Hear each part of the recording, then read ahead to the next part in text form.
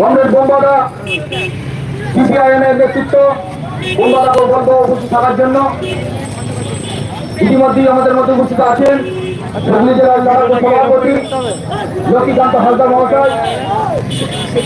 মানুষের জয়, গণতন্ত্রের জয়, এই বিজয় মিছিল সাধারণ মানুষের জয়।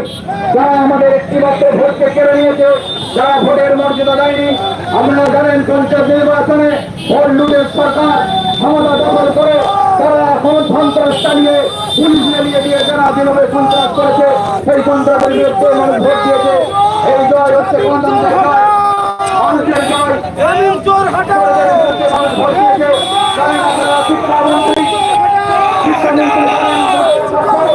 এবং তারা হচ্ছে বান্ধবী আজকে হচ্ছে তিহার জেল থেকে শুরু করে প্রেসিডেন্সি জেলবন্দি অবস্থায় আছে। তাই শিক্ষা দুর্নীতির বিরুদ্ধে এই রাজ্যের মানুষের রায়, এই রায়কে আমরা মাথা পেতে নিয়ে সকলের আশীর্বাদকে মাথা পেতে নিয়ে আমাদের এই ক্ষুদ্র বক্তব্য এবং পদযাত্রা চলল। পদযাত্রা নিজের পুকুর থেকে শুরু করে এই তালতলা হাটের পদযাত্রা সাধারণ মানুষের হাজার হাজার মানুষের হাততালি এবং হাজার হাজার মানুষের আশীর্বাদ করে নিয়ে নববর্ষের প্রথম দিনে এবং হচ্ছে খুশির জোয়ার নওশাদ সিদ্দিকী চেয়ারম্যান বলেছেন যে বছরের শেষ দিনে আমাদের খুশি এবং বছরের প্রথম থেকেই আমাদের খুশির আনন্দ হয়েছে।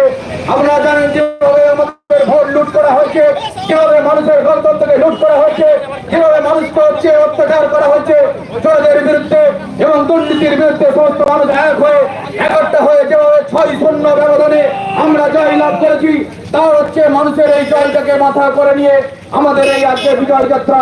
এই বিজয় যাত্রার বিভিন্ন ভাবে দেখছিলাম মা বোনেরা হচ্ছে ছাদ থেকে কেউ হচ্ছে উলুধ্বনি দিচ্ছে, কেউ হাত দেখাচ্ছে, বিভিন্ন ভাবে তারা আশীর্বাদ করছে। আমাদের মধ্যে বসে আছে লক্ষ্মীকান্ত হালদার, সংক্ষিপ্ত বক্তব্য রাখবেন। সাদ্দাম হোসেন যুগ্ম সম্পাদক আইএসএফ এর লড়াকু নেতা আমার ভাই সাদ্দাম হোসেনকে বক্তব্য রাখার জন্য অনুরোধ করবো।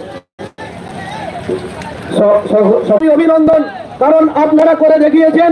চারিদিকে যখন তৃণমূলের সন্ত্রাস, চারিদিকে যখন তৃণমূলের গুন্ডা, যখন চাল চোরদের বিরুদ্ধে মানুষ দাঁড়াতে পারছে না, যখন চাকরি চুরিদের বিরুদ্ধে মানুষ মুখ খুলে কথা বলতে পারছে না, এখানে নেই বাক স্বাধীনতা, এখানে নেই গণতান্ত্রিক অধিকার, সেই অরাজকতাময় পশ্চিম বাংলায় এই ফুরপুরা শরীফের হাই মাদ্রাসার নির্বাচন একটা হাই ভোল্টেজ নির্বাচনে পরিণত হয়েছে।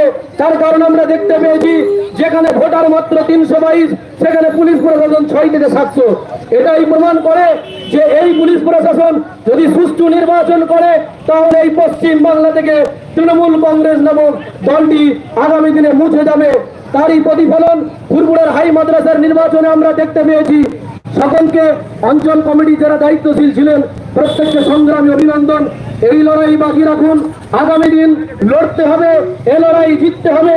2024-এর নির্বাচন কেমন হতে চলেছে সেটা এই 2023-এর শেষ দিনের ফুরপুরার হাই মাদ্রাসার নির্বাচন থেকেই আমরা বুঝতে পেরেছি যে এই তৃণমূল কংগ্রেসের শেষ দিনে, বছরের শেষ দিনে যেই পেরেকটা আইএসএফ এই ফুরপুরা শরীফ থেকে মেরেছে, আগামী দিন 2024 সালে গোটা পশ্চিম বাংলা থেকে আইএসএফ ধাওয়া করবে তৃণমূল কংগ্রেসকে, অর্থাৎ প্রধান অপোজিশন দল তৃণমূল কংগ্রেসের, সেটার অন্য কোনো দল হবে না, একমাত্র আইএসএফ। তাই মমতা ব্যানার্জি মহাশয়া তিনিও ভয় পেয়েছেন, অভিষেক ব্যানার্জি ভাইপো তিনিও ভয় পেয়েছেন। আপনারা দেখতে পেয়েছেন ডায়মন্ড হারবার থেকে অভিষেক ব্যানার্জি বলছে, সেই থেকে ভাইজান বলেছেন আমি ডায়মন্ড হারবার থেকে নির্বাচনে লড়বো, সেই থেকে অভিষেক ব্যানার্জির ঘুম উড়ে গিয়েছে। তাই অভিষেক ব্যানার্জি এখন জানিয়ে দিয়েছে দলকে যে বাংলার অন্য কোনো দলই তিনি কোনো প্রোগ্রাম মিটিং মিছিল করতে যাবে না, শুধুমাত্র ফোকাস থাকবে ডায়মন্ড হারবারে। অর্থাৎ আমরা এটাই দিয়েছিলাম যে বিধায়ক নওশাদ সিদ্দিকীকে যেভাবে তৃণমূলের সুপ্রিমো মমতা ব্যানার্জি এবং অভিষেক ব্যানার্জি ভয় পেয়েছে, সেটা থেকেই প্রমাণ অভিষেক ব্যানার্জি আর কোথাও যেতে চাইছে না। খালি বলছে দিদি আমাকে বাংলা দেখার দরকার নেই, আমার এখন নিজের গদি বাঁচাতে হবে, আগে ডায়মন্ড হারবারটা আমি বাঁচাই, তারপর বাংলা বাঁচাবো। একথা বলে আমি সংক্ষিপ্ত বক্তব্য শেষ করছি। প্রত্যেকটা আইএসএফ সহ আমাদের যারা জোটে ছিলেন তাদেরকে সংগ্রামী অভিনন্দন। যেই সিট তারাটা সোজা রেখে আপনারা এই তোলামূলের বিরুদ্ধে, চাল চোরদের বিরুদ্ধে, কয়লা চোরের বিরুদ্ধে, গরু চোরের বিরুদ্ধে, তৃণমূলের চাল চোরের বিরুদ্ধে, ত্রিপল চোরের বিরুদ্ধে এবং শুধু তাই নয়, আপনারা দেখেছেন এরা শিক্ষা চুরি করেছে, এরা চাকরি চুরি করেছে, এরা শিক্ষিত বেকারদের কর্মসংস্থান চুরি করেছে, এমনকি কখনো কখনো বউ গার্লফ্রেন্ডকেও চুরি করে নিয়েছে। সেই তৃণমূল কংগ্রেস আপনারা